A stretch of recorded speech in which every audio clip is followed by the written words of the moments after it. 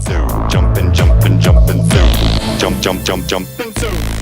Hey, Composite Gloves here, and this is a free VST video. So it is on the signal analyzer. Woohoo! I prefer this in some ways over the fruity wave candy, or just wave candy, because of some of the features it has and the way it does them. So let's real quick talk about this. I have a little 3 oscillator. I just finished the series on this guy. It's only like 6 videos long because it's not that crazy of a synthesizer, but it is a handy little doodad. Now, on the signal analyzer, we have ways to analyze our signal.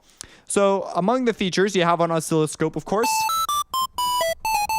If this is all lost on you, if you don't know what an oscilloscope is, go check out my Sound Synth Basics. They will explain everything. It will explain what oscilloscopes are, spectrograms, all that kind of stuff. Very handy for looking at your signal. Now you'll notice, this is one of the reasons I like it. So you play some notes, and it will do its best to make it so the note stands still. And this is like so nice. The way I'm not sure like the background. I've been reading basic DSP stuff, but I've not like gotten to the point where I can like thoroughly understand how a lot of this works. I just finished up some basics on the Fourier transform, which is really interesting. But anyways, that's the low pass 0. So it'll try and detect the note and then hang out there. Try and make it stand still. Now in free running mode, it makes no effort to do this. If it happens to line up with however it detects it, it will then look like it's standing still. But other than that, that's how it works. Now, Fruity Low Pass works in a free run. I mean, not Fruity Low Pass. Not Fruity, just Wave Candy. Wave Candy works on a similar free running mode scheme, and you can update it. If you click the update, and you can select the note that you want it to zero in on so that that note will stand still while you're analyzing it. That could be useful, but in many ways, I like the 0 low pass more. And the zoom options are really nice, and it's just really crisp and clean. This is really crisp and clean too. So it's like whatever. It's just an opinion on how those two things work. I really like the option of having this. So anyways, that's signal. Now we go over to the spectrogram. You might be wondering what these buttons are down here. It's pretty self-explanatory. Zoom in, zoom out. If you click this H, it actually tells you. If you click this H, it'll zoom out maximally horizontally, and this one does it vertically, and this one does it on both axes. So it's very, very handy. Now, there are some cool options here that are just cool, okay? Just cool options for ways to do things. If you're familiar with Fourier transforms, you are aware that you're just extra aware. Congratulations, you're more aware of how some of the stuff will work.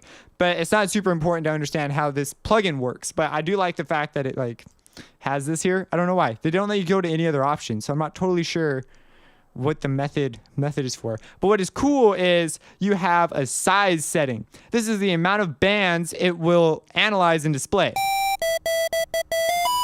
So right now I'm at this setting. You notice that it pops up. It's not instant. I could turn down my setting and decrease my latency quite substantially. Look at it, only 256 bands. But you see how much rougher my signal is.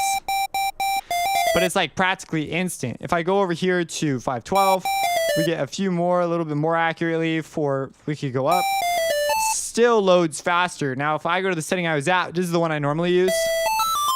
It's pretty reasonable, and you can see your dB over here and your spectrum over here. And then if we go up to our maximum setting, which is like, this is ridiculous. See, it takes a while to analyze it. So that's the thing. Now on the 8, so I choose to do that one because it's reasonable latency and extraordinary. I mean, like, it's pretty high quality stuff right there. So this is like amazing, like the awesome way to look at your stuff. And you can again zoom in. If there's one thing I wished that it could do that it doesn't do, is you cannot scale it. There's no scaling. Like on this guy, look at that, boom, boom. You can just scale the crap out of it. So we have another cool option though that we have. Now this is a common feature among analyzers, is you have a logarithmic view and a linear view. Now this view is not that intuitive. Like EQs will use the logarithmic view.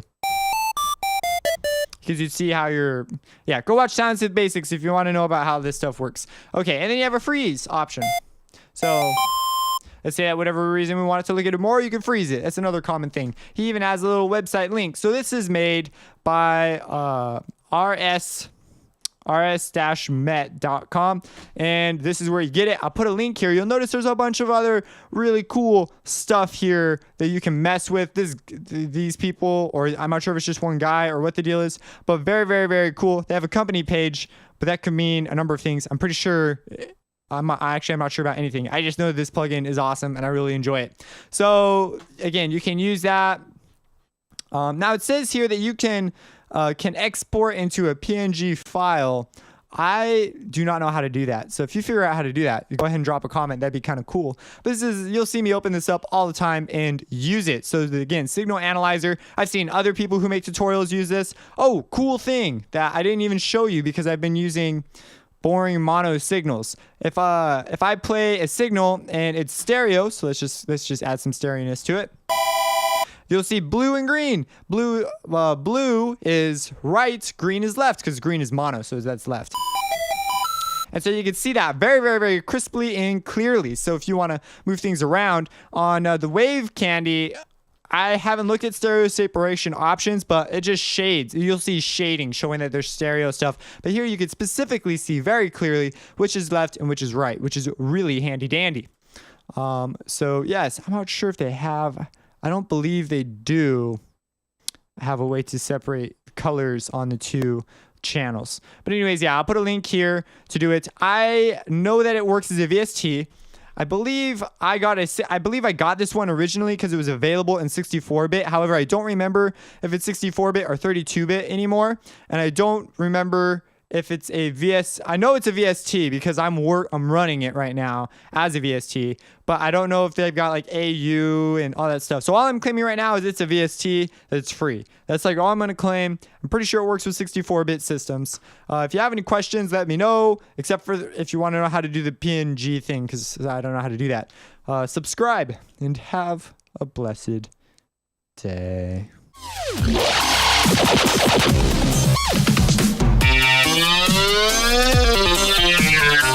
Thank